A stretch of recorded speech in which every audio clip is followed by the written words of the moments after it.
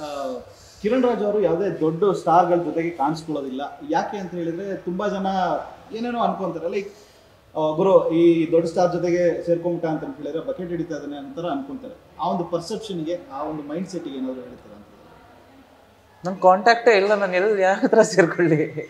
ಅಂದ್ರೆ ದೊಡ್ಡ ಸ್ಟಾರ್ಗಳ ಜೊತೆಗೆ ಜಾಸ್ತಿ ಯಾಕೆ ಸೇರ್ಕೊಳ್ಳೋದಿಲ್ಲ ಅನ್ನೋದು ತುಂಬಾ ಜನಕ್ಕೆ ಪ್ರಶ್ನೆ ಆಗಿರುತ್ತೆ. ಬಟ್ ಸೇರ್ಕೊಂಡ್ರೂ ಪ್ರಾಬ್ಲಮ್ ಇದೆ. ಅಲ್ಲ, ಈಗ ನೀವು ಯಾರನ್ನೇ ಅನ್ಕೊಳ್ಳಿ, ಈಗ ಸುದೀಪ್ ಸರ್ ಅನ್ಕೊಳ್ಳಿ, ಅವ್ರನ್ನ ಮೀಟ್ ಮಾಡಬೇಕು ಅಂದ್ರೆ ಇನ್ನು ಅಷ್ಟು ಸುಲಭನ? ಹಿಂಗೆ ನಾನು ಅವ್ರ ಮನೆ ಮುಂದೆ ಹೋದೆ ಸಿಕ್ಬಿಟ್ಟೆ. ಸೊ ಆಬ್ವಿಯಸ್ಲಿ ಅವರೆಲ್ಲ ಅವ್ರವ್ರ ಲೈಫಲ್ಲಿ ಅವ್ರವ್ರ ಇದರಲ್ಲಿ ಎಲ್ಲಾದರೂ ಬ್ಯುಸಿ ಇರ್ತಾರೆ.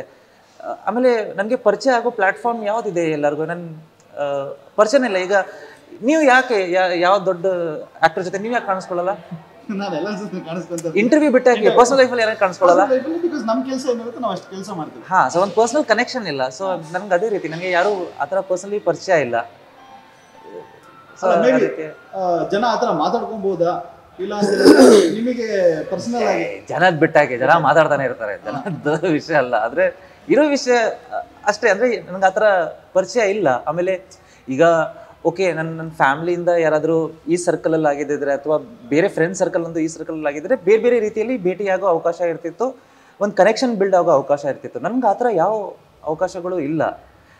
ಕೆಲಸದ ವಿಷಯದಲ್ಲಿ ಯಾರಾದರೂ ಭೇಟಿಯಾದಾಗ ಅಲ್ಲಿ ಒಂದು ಮಾತುಕತೆ ಅಂತ ಆಗುತ್ತೆ.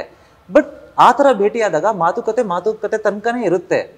ಈಗ ನೀವು ಸಿಗ್ದಿರ್ತಾರ, ನೀವು ನಂಬರ್ ಕೊಡಿ ನಾಳೆ ಸಿಗ್ತೀನಿ ಅನ್ನೋದು ಹೇಳೋಕ್ಕಾಗುತ್ತಾ? ಆ ಥರ ಲೈಕ್ ಅದು ಹಂಗಾಗಲ್ವಲ್ಲ. ಸೊ ಅಷ್ಟೇ ನನ್ನ ರೀಸನು.